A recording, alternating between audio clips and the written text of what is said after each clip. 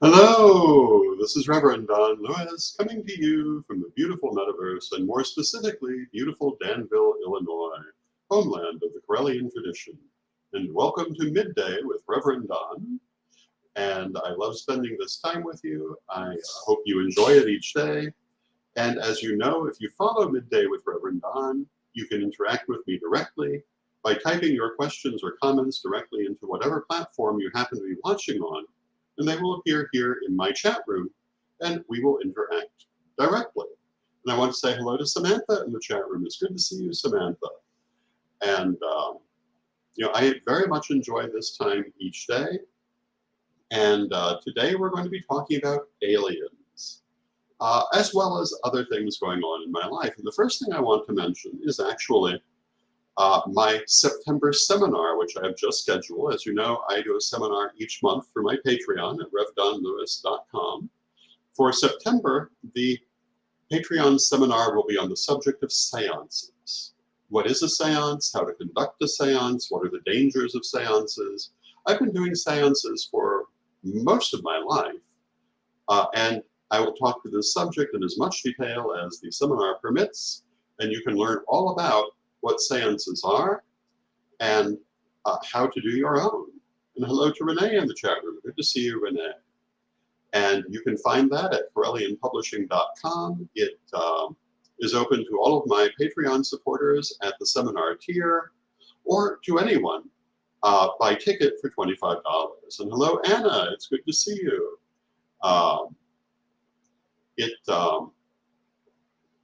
The month of August is going to be all about the Parliament of the World's Religions. The month of October, for me, will be all about seances. And for many years, I've very often focused on seances in October because it's the time when people's minds naturally turn in this direction. And I'll be holding a number of seances throughout the month of October. Hello to Little Salem in the chat room. Good to see you, Little Salem. The first of the seances will be October 7th. At 8 p.m. Central, 9 p.m. Eastern. That will be up on CorellianPublishing.com later today. The seminar is already there. Hello to Calvin in the chat room. Good to see you, Calvin. The seances, the actual seances are $50 a seat, limited to 15 seats. There will be a number of them throughout the month, and everyone is guaranteed to receive a message. I've been doing these kinds of seances for many years. Hello to Raven in the chat room. Good to see you, Raven. And I've done them for groups as great as 26 or more. But when you're giving every single person a message as part of the seance, that you have to consider that size and how long it's going to take. I'd rather do a number of seances with, say, 15 people each than one supersized seance where we go on for 6 hours or something. Hello to Antonio in the chat room. Good to see you, Antonio. Hello to Raven in the chat room. Good to see you, Raven. And, I've had some very interesting experiences doing seances. And I have to say, although, as you'll know, if you took my seminar on mediumship, I don't necessarily remember what happened, but I'm under the impression that people have also had pretty interesting experiences attending them. I've often had people talk to me after the seance and tell me how impressed they were, what kind of experience they had, and it's not uncommon, particularly when I was doing seances in Salem, just for the general public, for people to come not really expecting anything but a show, and then finding out, no, these things are real, and you actually do get a meaningful message. And of course, the messages are always different, therefore each person. There's no knowing exactly what you will get as an individual, but people have gotten some pretty memorable things. And seances, they don't have to be high theater. And I usually don't treat them that way, but they are a profound experience. So I hope you'll consider coming to one of the seances or taking the seance seminar. Seance seminar is September 30th. The seances themselves will be held in October. generally speaking, I do this once a year. And it will probably be pretty much every week in October. So that's my plug for the day. And now on to our subject of aliens. Everyone loves aliens. We all know the guy from the History Channel who attributes everything to aliens, and we've all probably known people who, in fact, do attribute everything to aliens. There are people who believe that pretty much everything of note in human civilization was actually caused by aliens. Certainly in the ancient world, and you can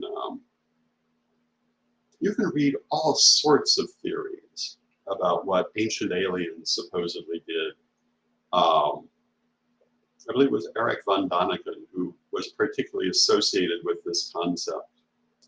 And when I was a younger person, I was a devotee of this idea, at least in part, but I was also a student of actual history. And I can't tell you how old I was when I realized the non sequitur.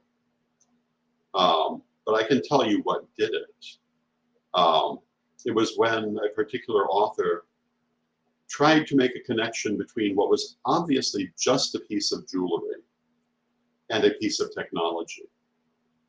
Numerous pieces of jewelry exactly like this exist in museums. As a designer of such things, I had actually designed almost an identical piece just a day before. And to see him insisting that this had to be technology and couldn't be anything else made me question the whole concept and go back through. And I came to realize that most of the ancient alien theories did not hold up. And hello to Lavola in the chat room. And my view has not changed on this subject, which is not to say that I reject the concept of the existence of aliens or that they have interacted with humanity, or that they may have influenced human civilization in places. But the general ancient alien theory, to the best of my knowledge, has little to recommend it. It's based on the fallacy that humans were more primitive than we now know they were. We know that human civilization, or at least human culture, human material culture, goes back very much farther than we once believed. To the point that pre-humans were already showing signs of what has become human material culture. Early hominids. We know, for example, also that a variety of early modern humans and Neanderthal people, and presumably the Denisovan people as well, had aspects of culture already being developed.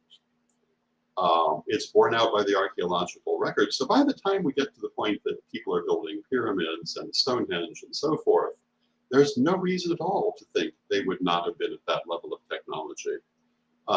Some similar accomplishments can be shown to have been done millennia before. If you're familiar with the ruins associated with Neanderthal and what used to be described as Cro-Magnon people, it shouldn't surprise you that people were building things like Stonehenge thousands of years later because they were already experimenting with that technology.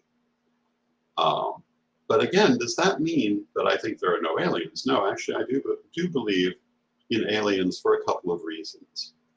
The first is I find it possible, but unlikely that we could really be alone in the universe. Perhaps we are, but it seems unlikely to me. The second is, I and people I know have had experiences with quote, aliens. And I say, quote, aliens because the experiences that I've had, the experiences that people I've known have had, were largely in a spiritual context. And if you look at the ordinary alien stories and compare them to people's spiritual existences and experiences, they strongly parallel. Very often, the experiences that people describe with aliens are very similar to the psychic healing experiences people have with their spirit guides. things that are described such as being immobilized. Many people who've worked extensively with psychic healing, particularly with their spirit guides, will have had this experience. Some of the specific sensations are things that you will have experienced if you've done deep spiritual cleansing. One of the ones that really caught my attention and solidified this view for me, there are a number of alien abduction stories that make an issue of a needle in the pupil of the eye. I have had this experience in meditation, working with spirit guides and spiritual healing, and through advanced study of chakras, I've also learned that there is a specific chakra in exactly that location. You can learn about it in the Binder chakra system in chapter 9 of our second degree lessons that talks about all of the minor chakra points, including those in the eye and around it. And also other similar experiences that you hear in these alien abduction stories, I have experienced in spiritual healing. I know others who have experienced the same. So for me, I do believe in the existence of these experiences. I think that they are a spiritual experience, not a science fiction experience. Now, am I saying that they're not aliens? No, I'm not. I'm saying that it is a dimensional connection rather than a spaceship. Although the unidentified flying objects also, I have seen them, my grandmother regularly saw them, people I've known have seen them. I cannot question that these things happen because I've experienced them. The most common of them appears to be a ball of light, just like we use in our psychic exercises, and usually associated, if you look at it, certainly historically, with spiritual experiences. One of the things that you don't hear when people recount their alien experiences is how often they're accompanied by psychic and other forms of opening of consciousness. The person who suddenly became an artist after their alien experience, the person who suddenly started doing psychic work after their alien experience. This all contributes to me to the belief that this is part of our spiritual continuum and that it is usually a healing experience. Now, people love to be frightened. We've talked about Oogie Boogieism on previous broadcasts. So, I mean, for some people, there's a delicious sensation in thinking of predatory aliens who are out to get them. Very much like going to a horror film. But it's not been my experience that that's what we're dealing with. Am I saying that's impossible? No. Generally speaking, there are very few things I'm going to tell you are impossible. I will say it's not been my experience. And because I've had experiences, I speak from that base. Because I know others who have had experiences, I speak from that base. And I can tell you, having had those experiences, that if I did not have a broad spiritual background, I could have had a fear reaction to it. I could have had a very negative reaction to it. But as it was, I understood this within that context. Now, you might say that I could be experiencing a biased confirmation, that because I expected to be spiritual, I interpret it that way. And that is certainly possible, just as those people who experience it in a more science fiction sort of realm could also be doing the same thing. Another phenomenon that people often have with alien encounters is that they have marks on their skin of various kinds. And I've known people who have had that happen also. But again, the people I'm dealing with have always interpreted it in a spiritual, manifestational sort of way. So what I would say is, do I think this is there? I do, absolutely. I think that we're working with these aliens, who I think are exactly that, but I think that we're working either with their conscious or their higher selves in a multidimensional manner that is very, very healing and very positive for us when we allow it to be, and very frightening when we don't have a context for it and don't know what to do with it. And, you know, for many people, the spirit guide experience is that way, regardless of how they're experiencing it, if they don't have a context. I've talked at great length, and I will do so again, because I am now Grandpa Don, which means I repeat stories, about those paranormal programs that always find the demon in the basement, even though a more experienced person will look at it and say, that's a tiny little poltergeist experience. What are you doing? But it's the same here. If we don't have a context, we don't know what to do with it. And fear is a natural reaction in the presence of the unknown. I would say particularly if you regularly have these experiences, if you're having a fear reaction, do some soul retrieval, do some shadow work, approach it as a spiritual experience and see if it doesn't become very positive for you. I think you'll find it does. It's interesting, my grandmother regularly saw UFOs, except when she invited other people over to also see them. My father desperately wanted to see them. They would never come when he was there. I have seen them. I know others who have seen them. The very first time I ever saw one, I thought that it was a vision and interpreted it that way, until I realized it conformed exactly to the UFO sighting experience. But if you look through history, they're all through history. They are carved on the walls of Egyptian pyramids. They're discussed in Roman texts. The Romans described them as shining shields, or multiple suns. The Egyptians described them as multiple suns. That's what it looks like. It looks like a sun that does not hurt your eyes to look directly at it. And usually, the actual sun will also be visible. The moon may also be visible depending on the time of day. Hello to Connor in the chat room. Welcome, Connor. And these are all aspects of the UFO sighting experience. It's a very real experience. Lots of people have had it.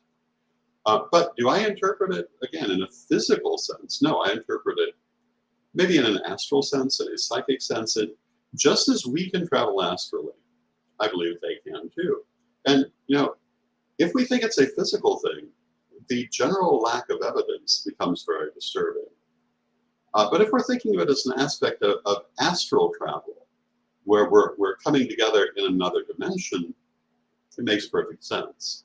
Now, I will say that there are some historical anomalies that might lend themselves to the interpretation of physical visitation by aliens. However, I think we need to be very careful in how we interpret that. I can remember back in the 70s reading about graves that contained skulls that had unusual numbers of teeth, like rows of teeth, being cited as alien evidence because humans don't have that. Except today, I think everybody, because the world has gotten so much smaller, knows this is an actual condition that happens to actual humans, that every now and then people grow extreme numbers of extra teeth that can be very dangerous. Another one are the famous Caracas skulls, which certainly do raise some questions. There's been a claim that they were tested for DNA and turned up unknown influences, but that's also had people debunking it. And until better research is done, there's no knowing. But we do know that people have historically deformed their skulls. And because no one does that now, it's hard to say what effects that can have. Some of the Paracas skulls look like they have too much skull tissue for a human. But nobody's going to experiment on a human and find out that whether or not, if you bind the head, extra skull tissue might develop. DNA evidence is the only thing we could go on, and right now, there is no reliable DNA evidence. Now, Lavola asks, what do you think about the belief that some of these alien races are actually living in different levels inside our planet Earth? Well, because I interpret this as a spiritual and multidimensional experience, I think that is certainly possible.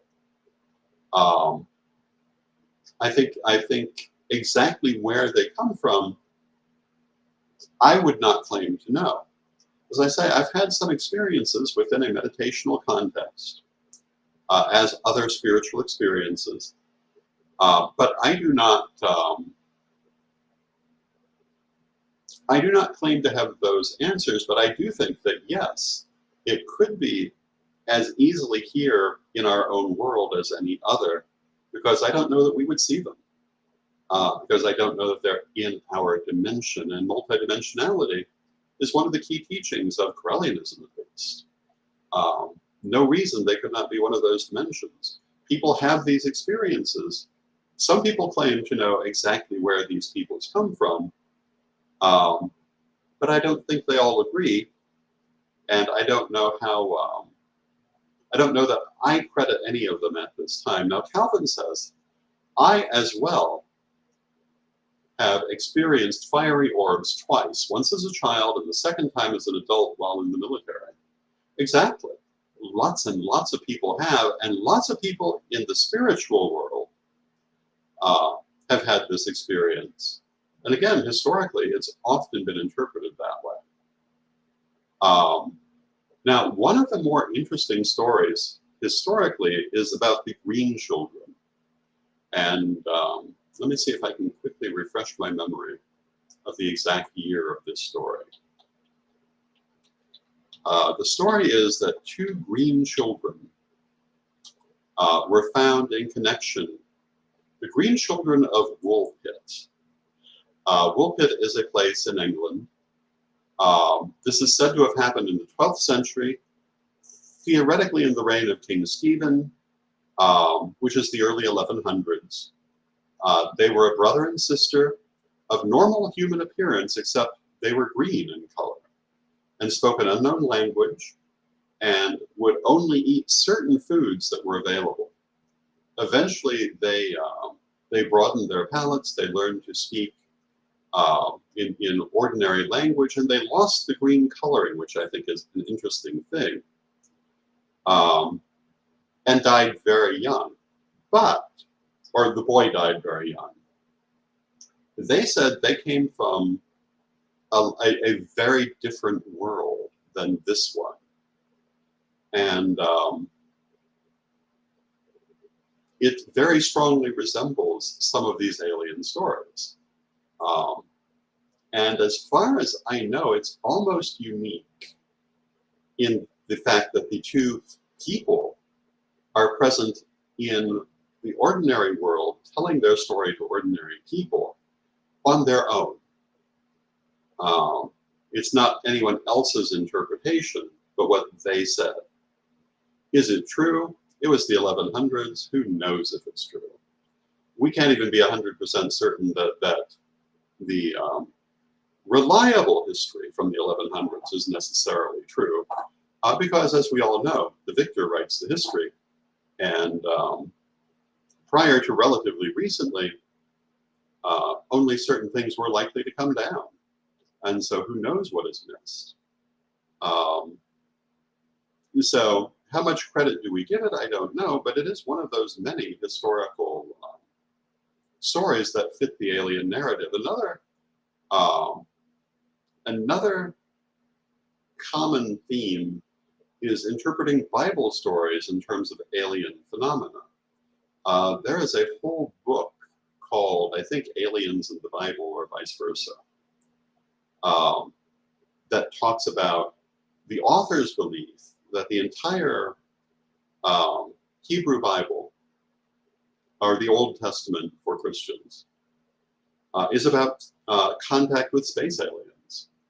And it's a fascinating, not necessarily convincing narrative, but it does bring up some very interesting points. And again, some of these stories do fit with the modern narrative that you hear.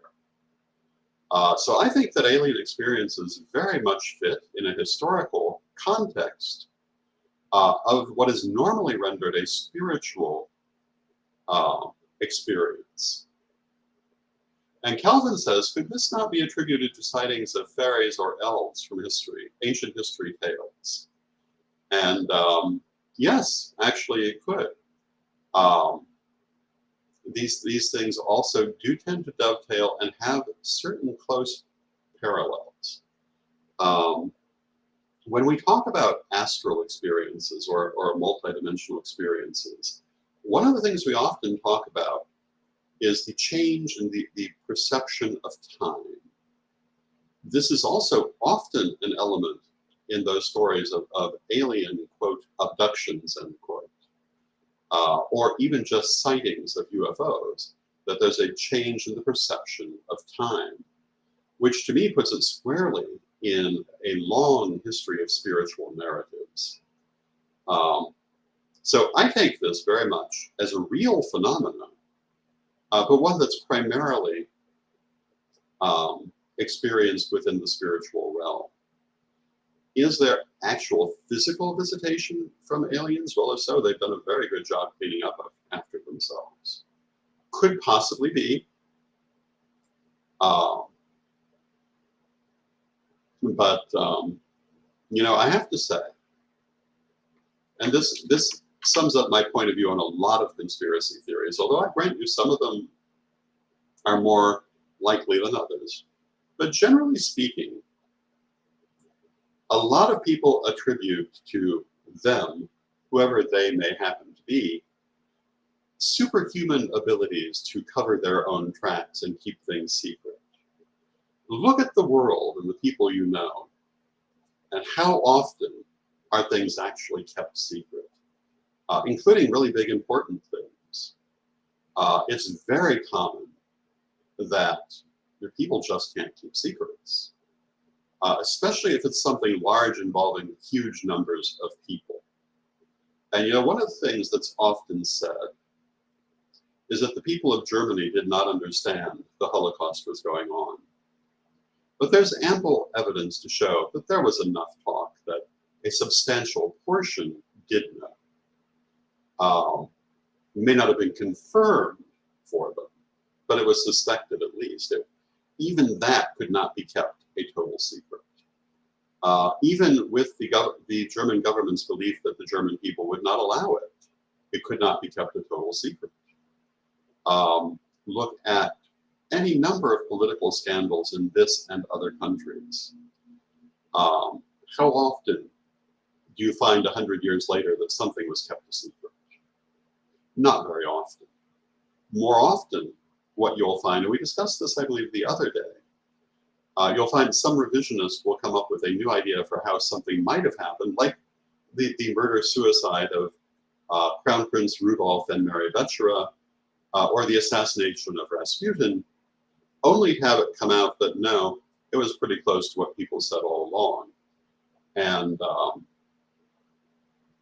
it's pretty rare that anything is kept a secret. Now, I did remark the other day that when the actual records of the Russian secret police became public, one of the things that came out was that Rasputin had been painted with some decidedly false colors after his death.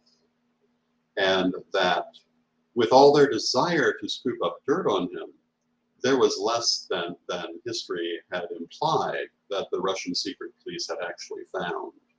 And he was far closer to how he represented himself than to what his opponents represented. But that's relatively rare, and people had been saying that all along anyway. It's just that the evidence came out later. So sometimes, I'm not saying nothing is ever kept secret, but it's rare that people can orchestrate a huge cover-up. More commonly, there will be perception of it. And with that, I see we've come to the end of our half hour. Once again, I want to recommend my seminar on September 30th on the subject of seances. You can get a ticket to that if you're not already eligible because of my Patreon at CorellianPublishing.com later today. You will also be able to get tickets to that first seance on October 7th. And I always enjoy doing these seances. People usually enjoy attending them, and I hope some of you will do so. So thank you all for being here. I love you all. I love spending this time with you, and let us close with our prayer as we always do. And Divine Mother Goddess, Divine Father God, beloved ancestors, we ask you to be with us and to guide us as we go forward. Help us to see clearly what is before us and to interpret with sobriety and common sense, all that we see, to realize that all things are possible, but not always likely, and to approach things from a sensible standpoint as we form our views. Not closing off our mind to possibility, but also keeping our feet on the ground. Beloved Mother Goddess, beloved Father God, beloved ancestors, we thank you for this and all you do for us in our lives. And knowing you are always with us, yet from respect, we thank you for your presence, and may you be blessed now and always. And I thank you for your presence. Again, I love you all. I love spending this time with you, and I will see you tomorrow. And until then, may you be blessed now